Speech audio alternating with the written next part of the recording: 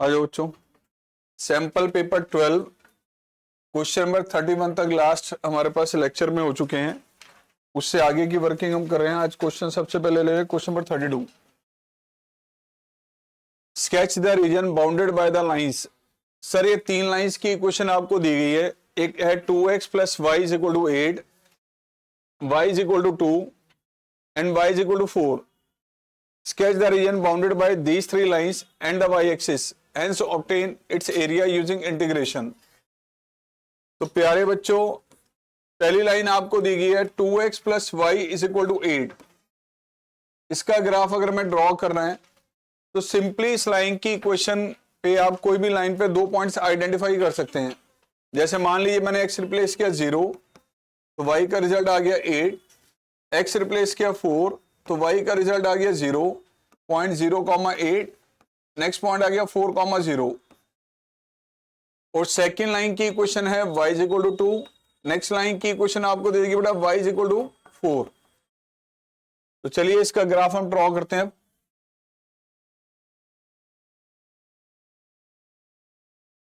Sir 0 1 2 3 4 5 6 7 8 9 and 10। Similarly बेटा जी y1 2 3 4 5 6 7 8 and 9। इस line को ड्रॉ करने के लिए 2 पॉइंट्स आ चुके हैं 0,8 एंड 4,0। लो बेटा जी 0,8 एंड 4,0। एक पॉइंट ये आ गया 0,8 एंड नेक्स्ट आ गया 4,0। इन दो को ज्वाइन किया आपने,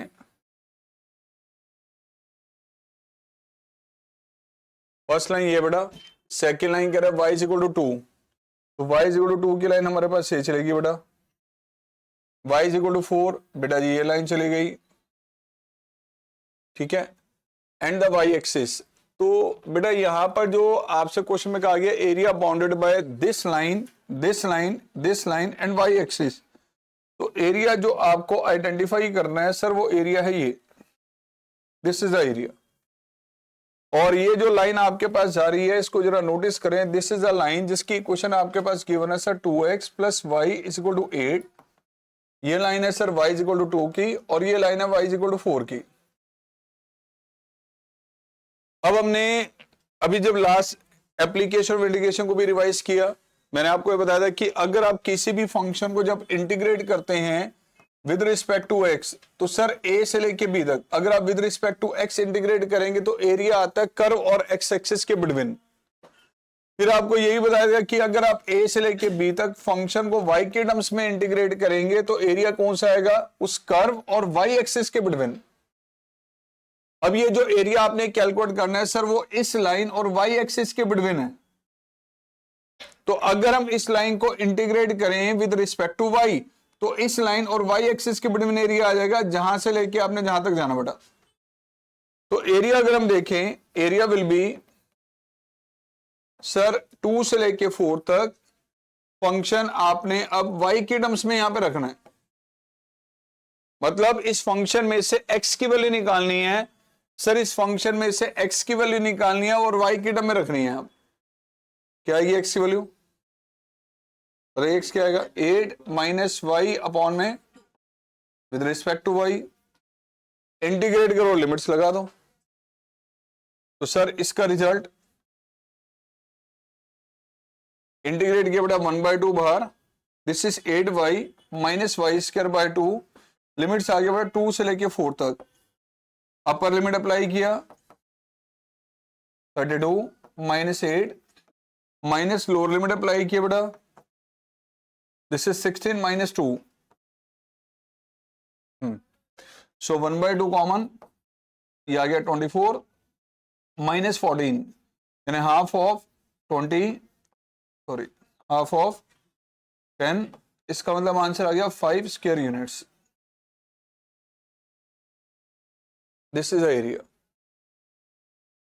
कभी भी किसी फंक्शन को विद रिस्पेक्ट टू अगर हम x इंटीग्रेट करेंगे तो एरिया आएगा कर्व और x एक्सिस के बिटवीन, और with respect to y integrate करेंगे तो एरिया आएगा बेटा कर्व और y एक्सिस के बिटवीन डायरेक्ट। ध्यान रखना। इसमें डाउट है किसी को? ओके। मोस्ट इंपॉर्टेंट क्वेश्चन, इसको मिस नहीं करना, very very important question. Relation function से कनेक्टेड आपका बाइजेक्टिविटी का क्वेश्चन, ये पहले एनसीईआरटी में हुआ करता था, अब एनसीईआरटी में नहीं है। Very very important, board exam में पहले भी आ चुका है। ये एक टॉपिक आता है आगे इन्वर्टिबल फंक्शन का, जो सिलेबस में अब नहीं है, ये उसमें दिया हुआ था, तो वहां से इसको थोड़ा सा मॉडिफाई करके मैंने इसको बाइजेक्टिविटी में ले लिया। ये ध्यान रखना। क्या आ गया क्वेश्चन देखो बेटा, एक फंक्शन आपको दिया गया एफ आर प्लस यानी पॉजिटिव रियल नंबर से लेके -5 comma infinity, given by f x is equal to 9x square plus 6x minus 5। Show that this function is bijective. सब प्रूव करना कि ये फंक्शन बाइजेक्टिव है। तो चलो आओ पहले इंजेक्टिविटी की वर्किंग लें। इंजेक्टिविटी के लिए हम क्या नोटिस करते हैं बेटा, x की वैल्यूज अलग अलग रिप्लेस करने पे अगर दो वैल्यूज हम अलग अलग यूज करेंगे तो y के आउटकम ऑलवेज अलग लगेंगे, डिफरेंट वैल्यूज आएंगी, इसको नोटिस करना होता है। तो इसके लिए बेटा हमने इसमें से दो आर्बिट्रेरी एलिमेंट्स लिए a और b। Let a and b be two arbitrary elements of R plus। That means A और B किस में से ले रहे हैं, belongs to positive real numbers का सेट। अब एफ ऑफ ए और एफ ओ बी को इक्वेट करना है और चेक करना है सर इसका आउटकम क्या आएगा। एफ ऑफ ए और एफ ओ बी को इक्वेट करने पे अगर रिजल्ट सिर्फ और सिर्फ ये आ रहा है ए इज इक्वल टू बी, तो फंक्शन होगा इंजेक्टिव। तो बेटा जी इस फंक्शन को यूज किया आपने, एफ ऑफ ए और एफ ओ बी को इक्वेट करें तो 9a square plus 6a minus 5, sir 9b square plus 6b minus 5। Left में अगर हम लेने से तो 9a square minus 9b square and 6a minus 6b is equal to 0। प्यारे बच्चों इसमें से 9 common, a square minus b square, यहां से 6 कॉमन लिया तो a माइनस b। फैक्टर बन रहे हैं इसके अब 9 into a plus b into a minus b, 6 into a minus b is equal to 0। प्यारे बच्चों a माइनस बी कॉमन लेने पे क्या गया, 9 times a plus b plus में 6 इज इक्वल टू 0। 2 का मल्टीपल 0, या तो a माइनस बी की value 0, otherwise 9a plus 9b plus 6 is equal to 0। अब एक बात है, आप सबको पता है कि a और b की वैल्यूज हम इस सेट में से ले रहे हैं बेटा, पॉजिटिव रियल नंबर्स हैं, a और b दोनों वैल्यूज पॉजिटिव हैं।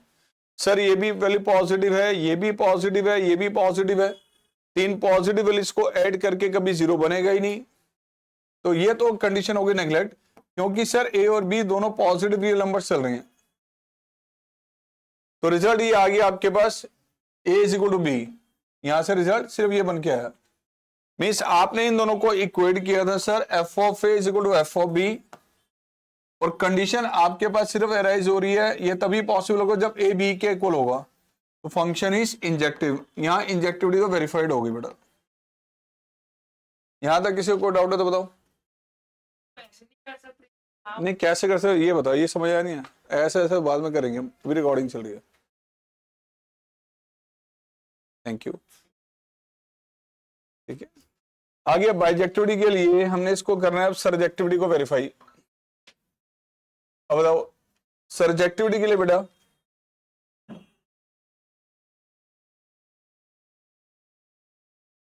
फंक्शन दिया गया आपको, सर फंक्शन आपको गिवन है r plus 2 minus 5 comma infinity,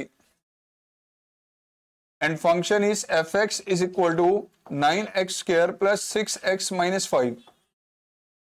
बेटा ये डोमेन है, ये कोडोमेन है, this is a domain, this is a codomain. आपको चेक करना है कि इसके हर एक एलिमेंट के लिए प्रीमेज इसमें है या नहीं, यानी कि कोडोमेन है, ये डोमेन है, ये कोडोमेन, आपको रेंज निकालना और चेक करना है कि रेंज और कोडोमेन दोनों सेम है या नहीं।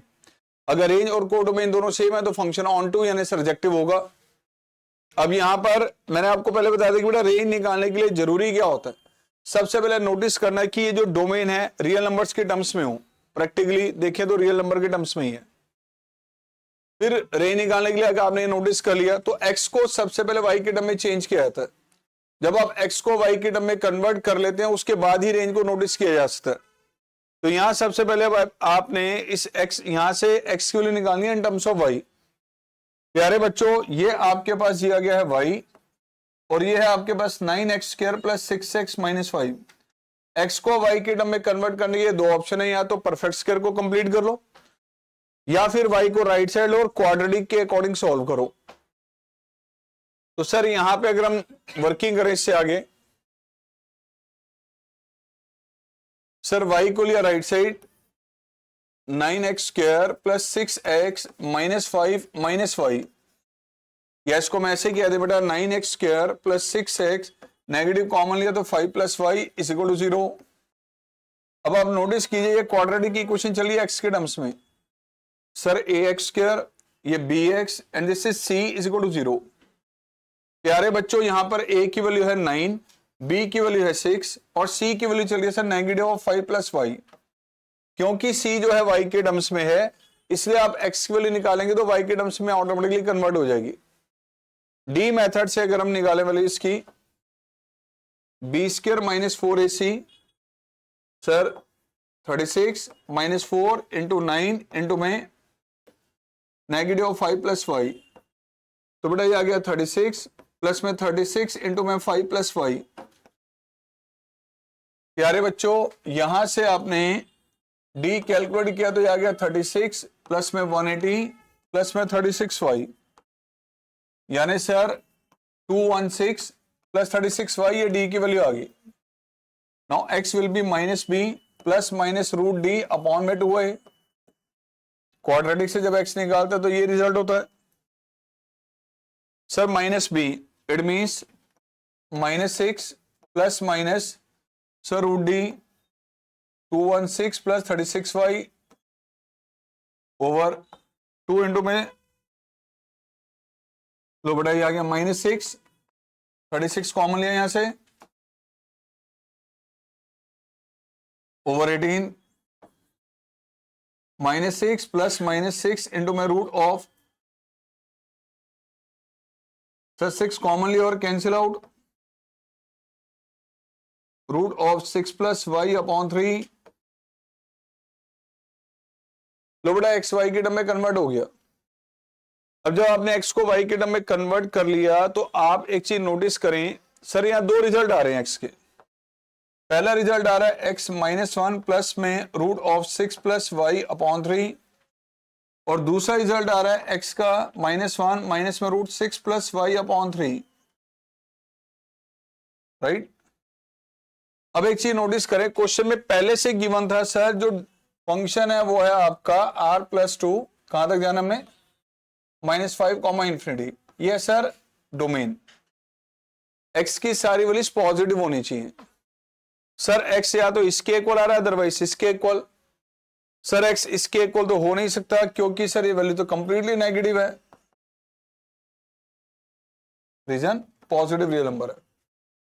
तो प्यारे बच्चों यहां पर x जो है y के टर्म में आप कन्वर्ट कर चुके हैं। यहां से अब आपको रेंज को नोटिस करना है, इसकी रेंज क्या चल रही है।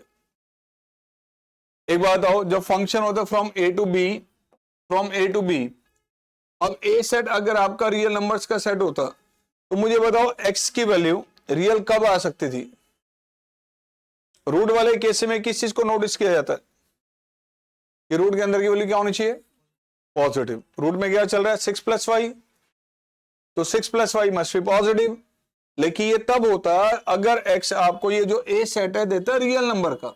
हमें रियल नंबर नहीं दिया, हमें दिया sir x positive real number. क्या दिया गया, पॉजिटिव रियल नंबर। सर ये जो x की वैल्यू है it must be positive real number. तो सर अगर मैं 6 प्लस वाई अगर रूट के अंदर पॉजिटिव हो, यस रियल नंबर तो आएगा, बट हम ये इंश्योर नहीं कर सकते कि वो x वैल्यू पॉजिटिव ही होगी। अगर x पॉजिटिव रियल नंबर है तो सर y की वैल्यू क्या आएगी, इसको नोटिस करना।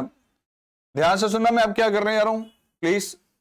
x आपको पता है कि पॉजिटिव रियल नंबर है, यानी कि x की वैल्यू 0 या 0 से ग्रेटर है। अगर x 0 या 0 से ग्रेटर है तो y का आउटकम क्या आएगा, इसको नोटिस करना है। This is x। इसको अगर हम यहां पर रख दें सर -1 प्लस में root of 6 plus y upon 3, 6 plus y upon में 3 ग्रेटर देन इक्वल टू 0।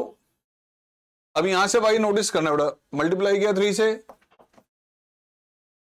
तो इनइक्वालिटी का रिजल्ट ये। इससे आगे थोड़ा सा और मूव करें अगर हम, तो रूट ऑफ 6 प्लस वाई किससे greater, now squaring both side, 6 plus y किससे ग्रेटर, तो वाई किससे ग्रेटर आ जाएगा यहां, वाई की वैल्यू -5 या -5 से ग्रेटर, -5 से लेकर कहां तक, इंफिनिटी। तो -5 कॉमा इंफिनिटी, ये वाई की वैल्यू पॉसिबल बेटा, इट इज द रेंज। क्या कोडोमेन यही था, यस सर, कोडोमेन भी आपके पास क्वेश्चन में यही चल रहा है। तो फंक्शन क्या हो गया, सर्जेक्टिव ऑन टू, ध्यान रखना।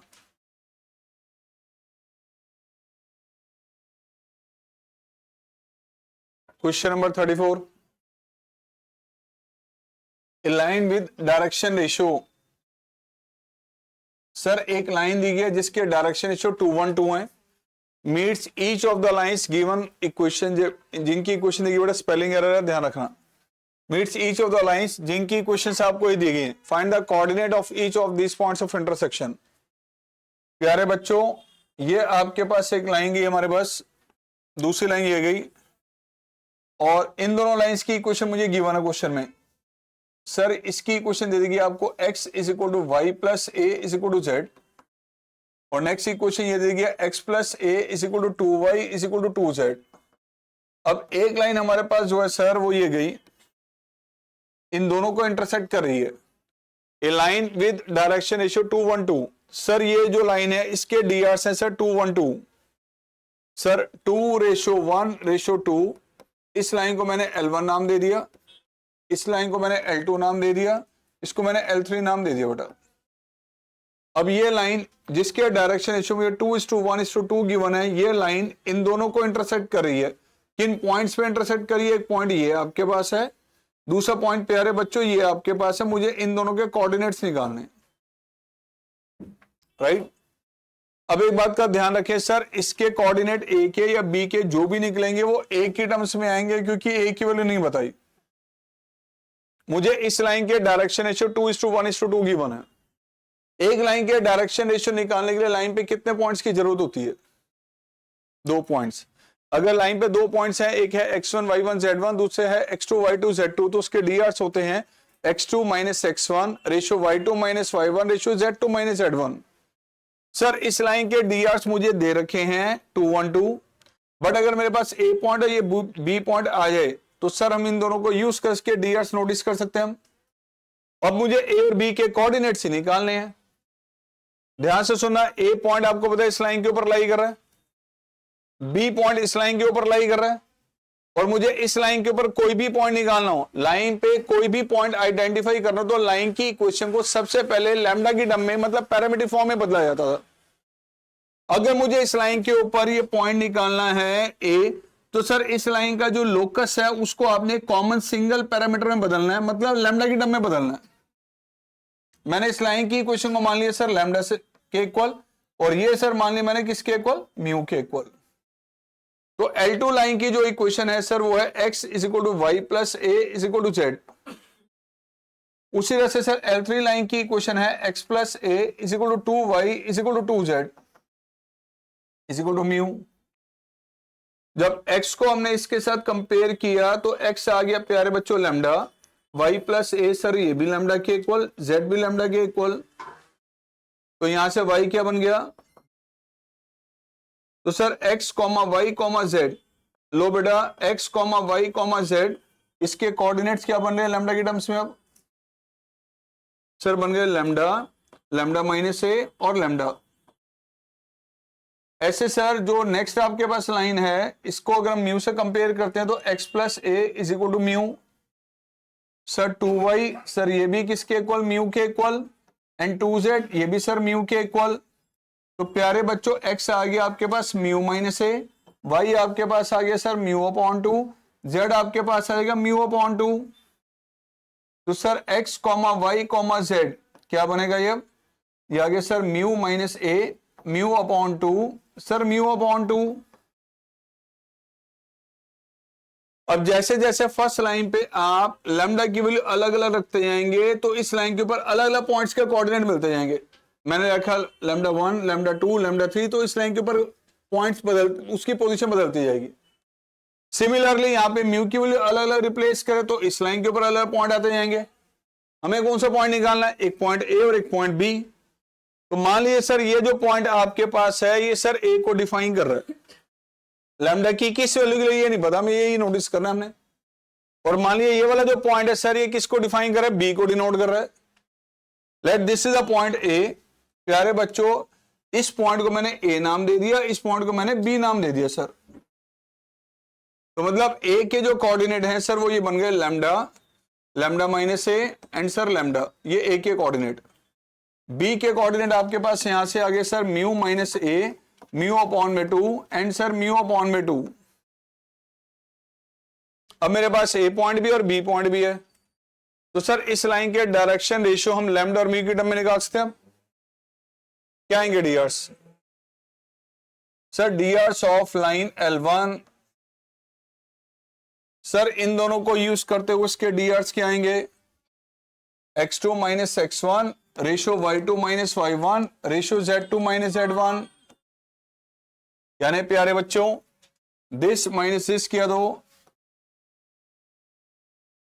रेशियो दिस माइनस दिस, ऐसे sir lambda minus mu by 2, ये डीआर्स आ गए सर। सर ये डीआर्स आपके पास आ चुके हैं लाइन L1 के, और इस लाइन के डीआर्स पहले से हमें गिवन थे वो 2 1 2 हैं। क्या दिया वो डीआर्स ये ऑलरेडी गिवन है सर 2 रेशियो 1 रेशियो 2। ये डीआर्स और डीआर सेम होंगे। बिगिनिंग से 3D के चैप्टर में बताया था कि जब भी दो डीआर सेम होते हैं तो सर ऐसा मत कर देना कि कहीं इसको आप 2 से इक्वेट कर दें, इसको हम 1 के इक्वल रख दें, कभी भी मत करना। दो डीआर सेम का मतलब क्या होता है कि कॉरस्पॉन्डिंग वैल्यूज क्या होती है, प्रोपोर्शनल। कॉरस्पॉन्डिंग वैल्यूज प्रोपोर्शनल, इसका मतलब सर A1 अपॉन में A2 किसके इक्वल होगा सर B1 अपॉन में B2, that will be equal to C1 upon में C2। यानी सर दिस अपॉन में 2, या गया लैम्डा माइनस म्यू प्लस ए अपॉन में 2, sir lambda minus a minus mu by 2 upon में 1। उसी तरह से बेटा lambda minus mu by 2 upon में 2। तो सर यहां से लैम्डा और म्यू निकालना है।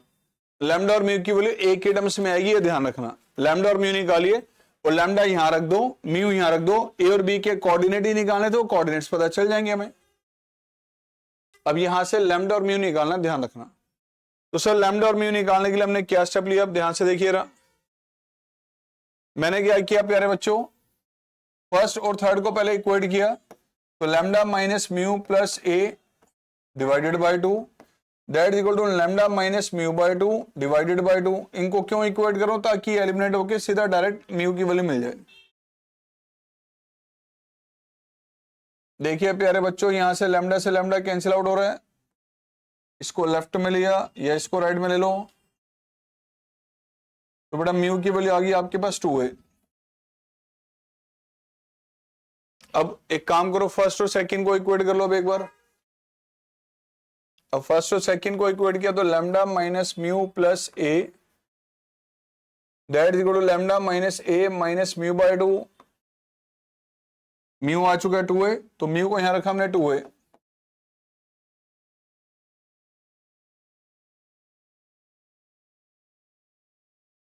टू ए रखा तो lambda minus a is equal to 2 lambda minus 4a minus lambda is equal to minus 3a।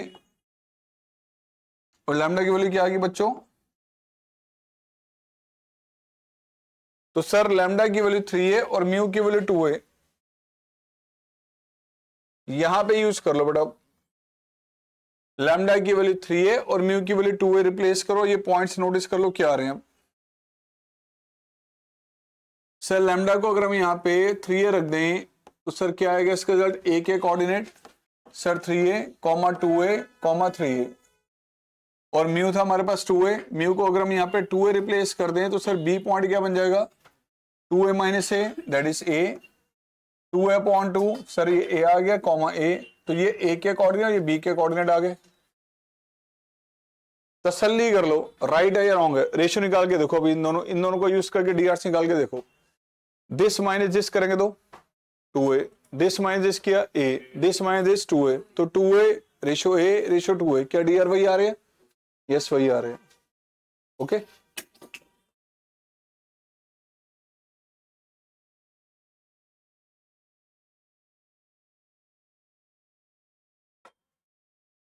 बड़ा सिंपल का क्वेश्चन यार, ऐसा भी क्वेश्चन आएंगे ऐसे भी आएंगे, टेंशन वाले एवरेज क्वेश्चन भी आते हैं, ठीक है, कुछ तो हमने कर्म अच्छे किए हुए हैं।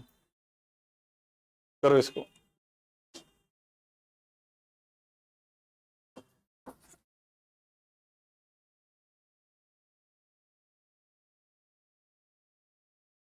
Find the inverse of the matrix. Sir इस मैट्रिक्स का इनवर्स निकालना है और वेरीफाई करना है A inverse into A is equal to I. तो प्यारे बच्चों ए आपके पास गिवन है सर 1 3 एंड 3, 1 4 एंड 3, 1 3 एंड 4। तो सर मैंने यहां पे लिख दिया इसके माइनस, डायरेक्ट माइनस तो लिख सकते हैं हम लोग। तो सर माइनस अगर हम यहां पे लिखते हैं, ध्यान से देखिए इसका माइनर क्या होगा, ये रिमूव 16 माइनस 9, इसका माइनर ये रिमूव 4 माइनस 3 दैट इज 1, ऐसे अगले का माइनर, नेक्स्ट का आ गया सर, उससे नेक्स्ट का आ गया सर दिस रिमूव, नेक्स्ट क्या आ गया 9 माइनस 12 माइनस 3, सर ये आ गया आपके पास 0, द नेक्स्ट वन इज 1।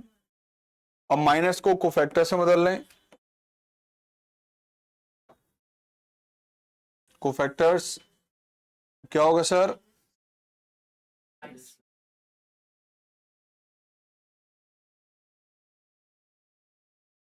उसके बाद प्यारे बच्चों एडजॉइंट आ गया,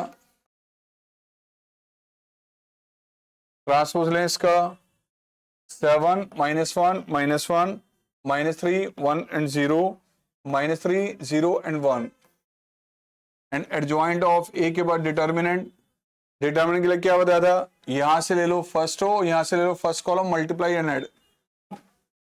अगर मैट्रिक्स ए भी गिवन है और एडजॉइंट भी गिवन है तो सर फर्स्ट रो ले लो, फर्स्ट कॉलम को मल्टीप्लाई करके ऐड कर दो, बस कितना आ गया 7 माइनस 3 द आंसर इज, तो ए इनवर्स क्या होगा फिर, adjoint of A divided bye determinant A, determinant की वैल्यू क्या है, तो adjoint of A he basically आपके पास क्या है, ए इनवर्स,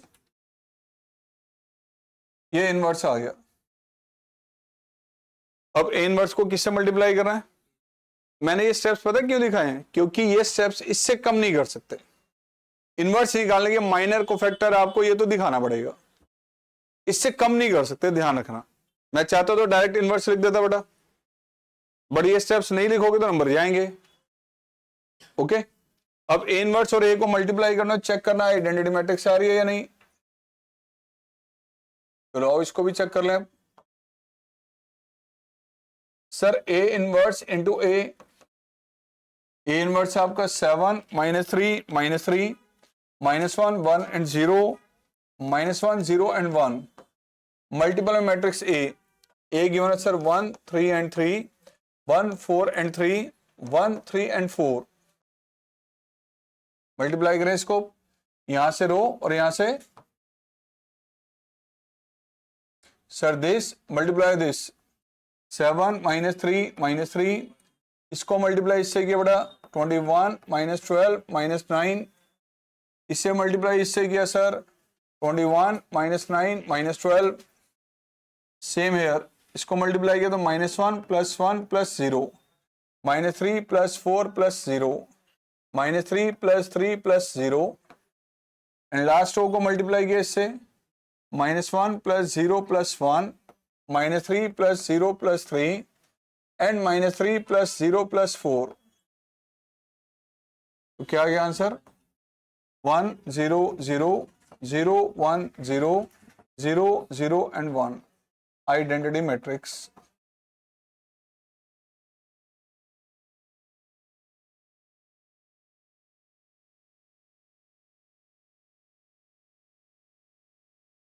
आइए बच्चों next question case study.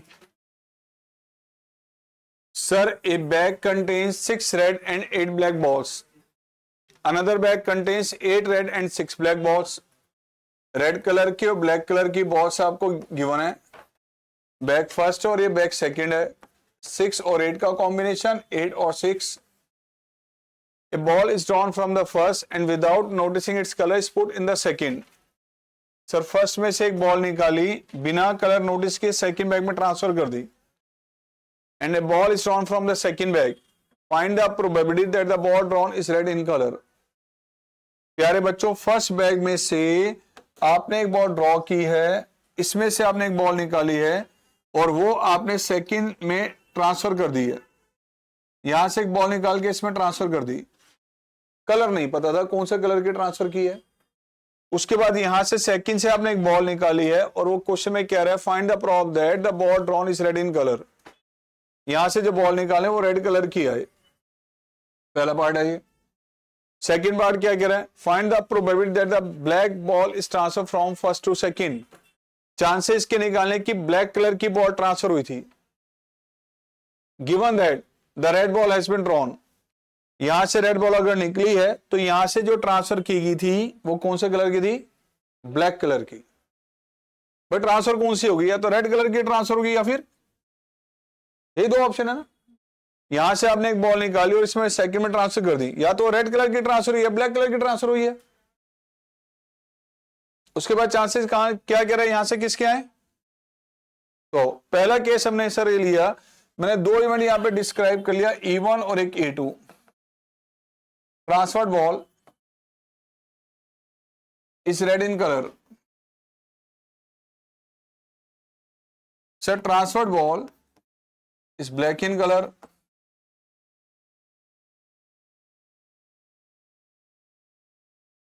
Right. पहले बैग से एक बॉल निकाली, वो रेड कलर की बॉल निकले, उसके चांसेस क्या होंगे बताओ. रेड कलर की निकले फर्स्ट बैग में से, उसके चांसेस क्या होंगे 6/14. ये नहीं होगी तो कौन सी होगी, ब्लैक कलर की 8/14. और सर टी इवेंट हमने एक डिस्क्राइब और कर ली. Red ball is drawn from second. Red ball is drawn from second.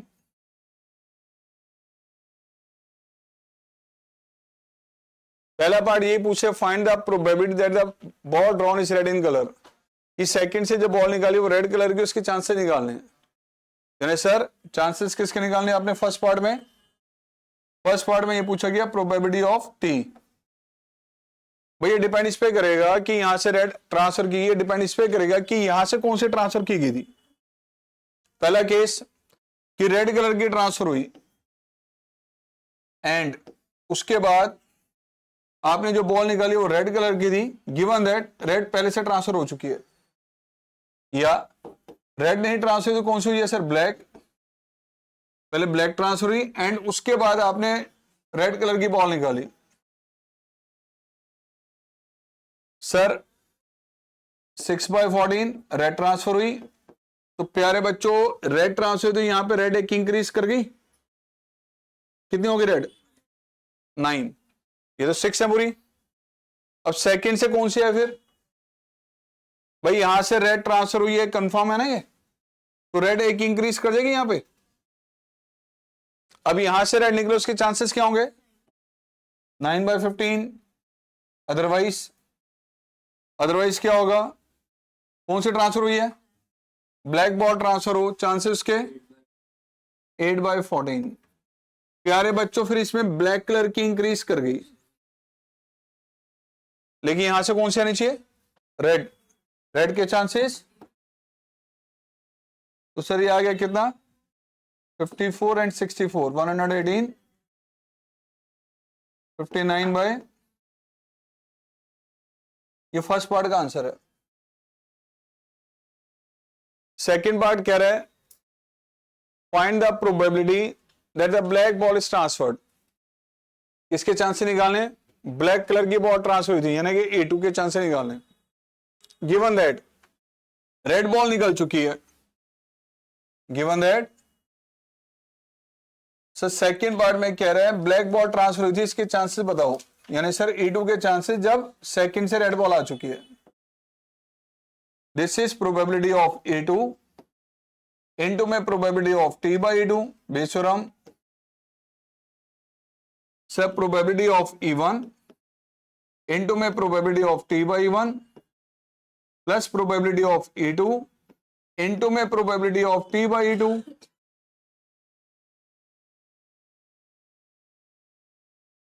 अब बताओ क्या रिजल्ट आएगा इसका, निकालें यहां पे प्लीज की। सब प्रोबेबिलिटी ऑफ E2/T कौन सी ट्रांसफर हुई सर, E2 के चांसेस ट्रांसफर ब्लैक कलर की थी एंड उसके बाद रेड कलर की बॉल निकली,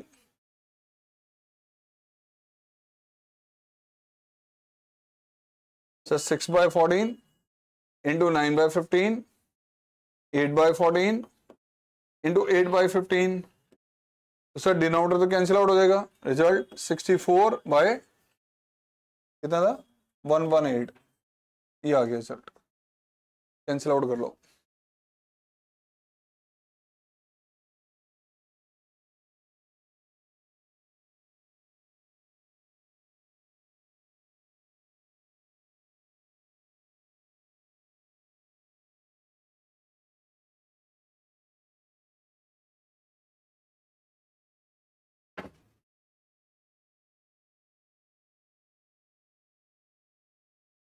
लो प्यारे बच्चों,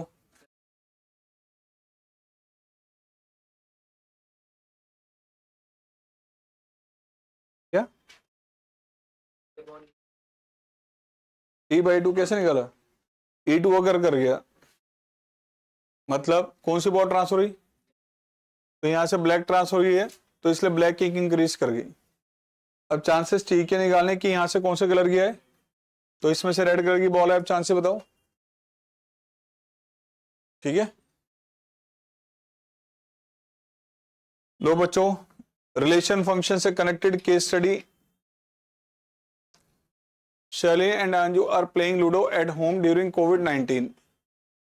दो अलग अलग पर्सन है हमारे पास, लूडो की हमारे पास गेम घर में बैठ के खेल रहे हैं, काम तो कर नहीं सकते, कोविड का टाइम है, ऑनलाइन क्लास है, नंबर फ्री के मिल जाने हैं, पढ़ रहे हैं आना पड़े, ठीक है ना।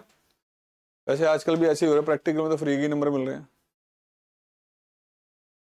आगे क्या गया, while rolling the dice Sherlyn sister Raji observe and noted the possible outcome of the throw every time belongs to set this. जब भी डाई को थ्रो किया जा रहा है तो डाई पे जो नंबर आ रहा है इस सेट से बिलोंग करता हुआ आ रहा है, यस हिंदी में से आएगा भाई, डाई पे तो 1 से लेके 6 तक ही होगा कोई। आगे कह रहा है let A be the set of the players while B be the set A and B. कह रहा है ए सेट के अंदर दो पर्संस के नेम है एस और डी, ये दोनों प्लेयर के नेम बता दिए गए। ए सेट में दो पर्संस के नेम है और बी सेट में हमारे पास जो डाई को थ्रो करने पे आउटकम आएगा ये बताया गया। Using given information answer the following. प्यारे बच्चों, ए सेट के अंदर दो एलिमेंट्स हैं आपके पास, एक शर्लिन और एक नांजू, हमारे पास दो अलग अलग पर्संस हैं। बी सेट के अंदर आपका डाई को थ्रो करने पे जो आउटकम आ रहा है सर उसके बारे में एक्सप्लेन किया गया। अब इस पर्सन के बारे में कह रहा है Raji wants to know the number of relations possible from A to B, how many of relations are possible. A set का बी सेट के साथ रिलेशन अगर बनाना हो तो कितने रिलेशंस बन सकते हैं।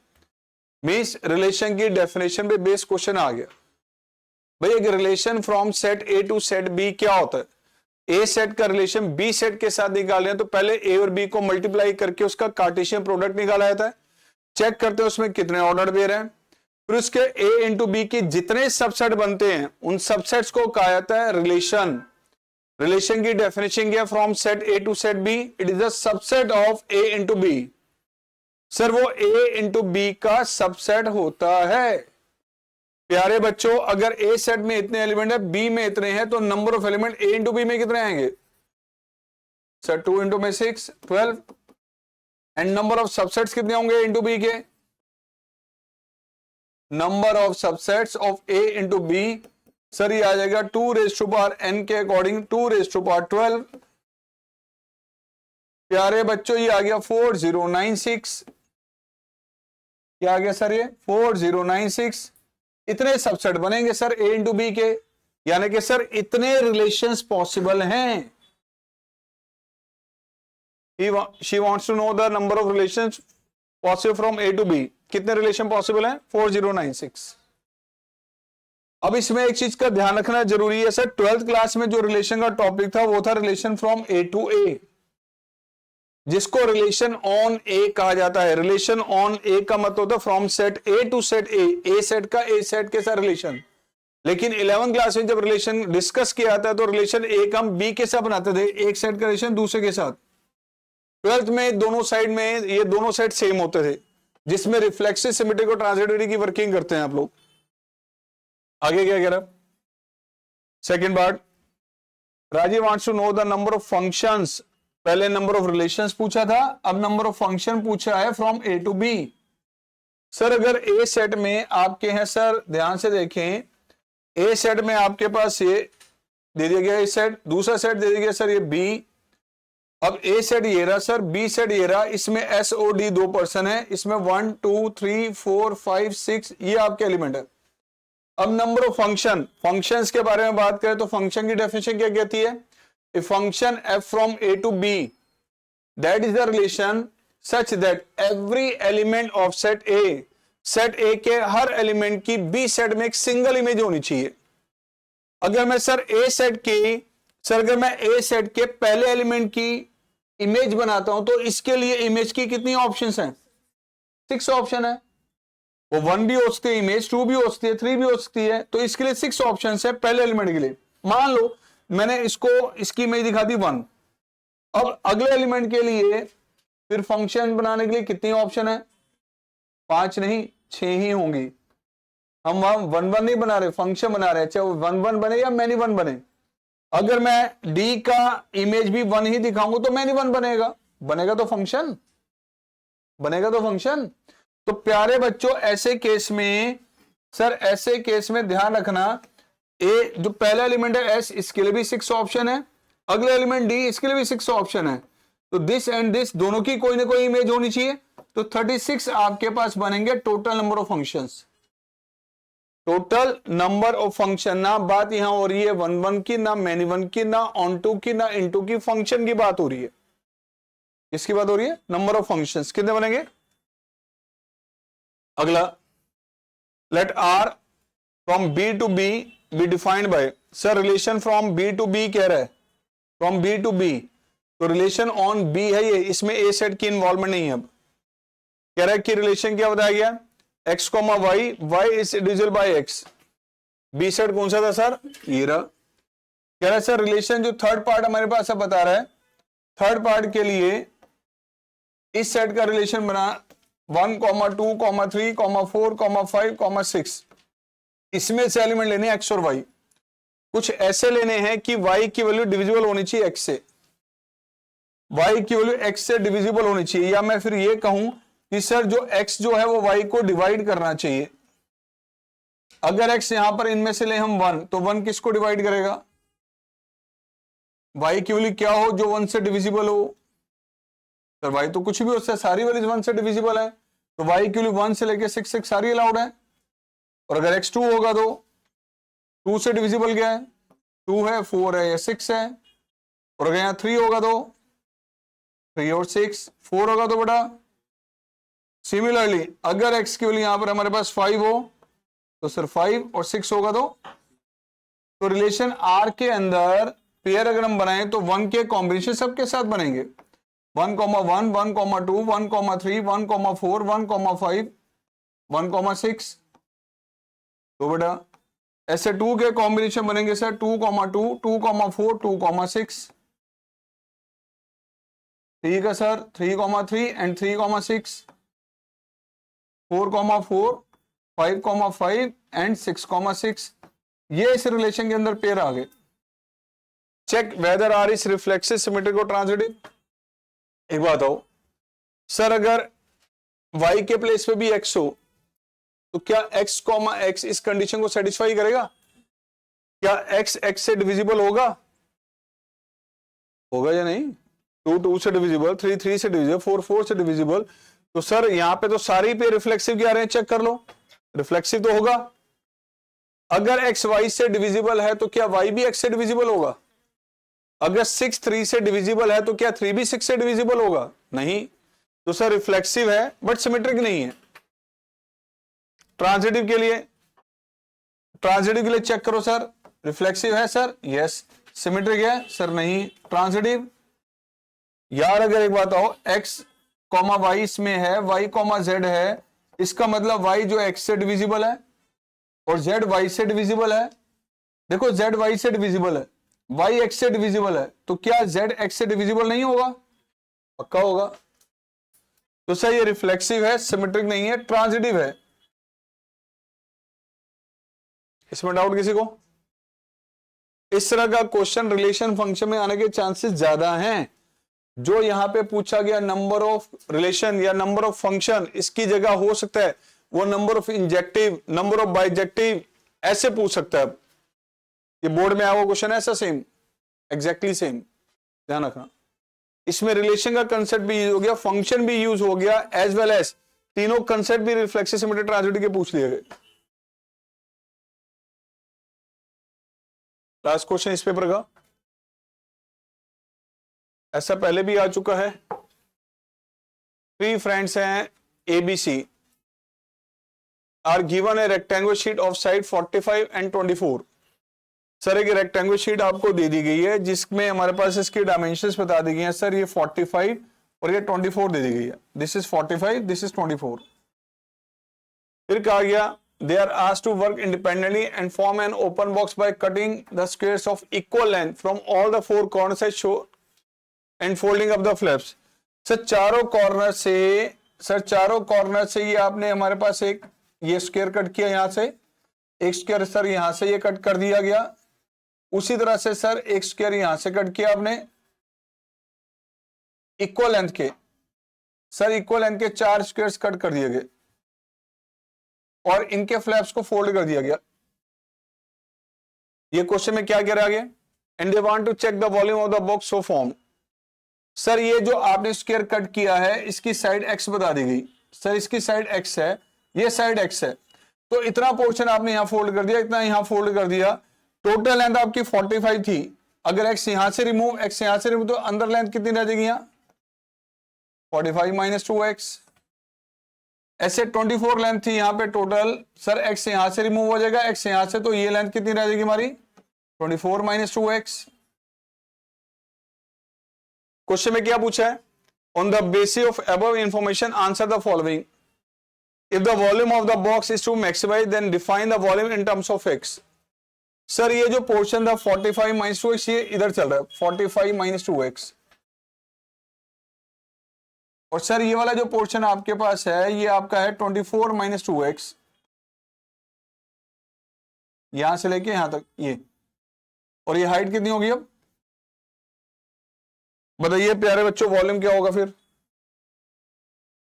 Volume of the box L into B into H, sir 45 minus 2x, 24 minus 2x into में x, ये वॉल्यूम आ गया x के टर्म्स में। सर वॉल्यूम आपके पास 45 माइनस 2x, प्यारे बच्चों मैंने इसमें से 2 कॉमन ले लिया, यहां गया 12 माइनस x इंटू में x। अगेन इस वॉल्यूम को ऐसे दिखा दिया हमने 45 minus 2x and sir 12x minus x square. It is a volume in terms of x। What is the value of x for maximum volume? Sir x की value क्या होगी अगर ये वॉल्यूम मैक्सिमम हो? तो वॉल्यूम को अगर आपने मैक्सिमाइज करना है तो नॉर्मल स्टेप्स क्या होते हैं इसके, फर्स्ट डेरिवेटिव लो, 0 से इक्वेट करके क्रिटिकल वैल्यू, उस क्रिटिकल वैल्यू पे सेकंड डेरिवेटिव का साइन चेक करते हैं कि पॉजिटिव है या नेगेटिव है। अगर पॉजिटिव है सेकंड डेरिवेटिव तो फंक्शन क्या होता है मिनिमम, नेगेटिव हो तो आइए करिए इसको मैक्सिमाइज। सर v का डेरिवेटिव प्रोडक्ट 2 लगाते हुए फर्स्ट का derivative -2, second same plus first same, second का डेरिवेटिव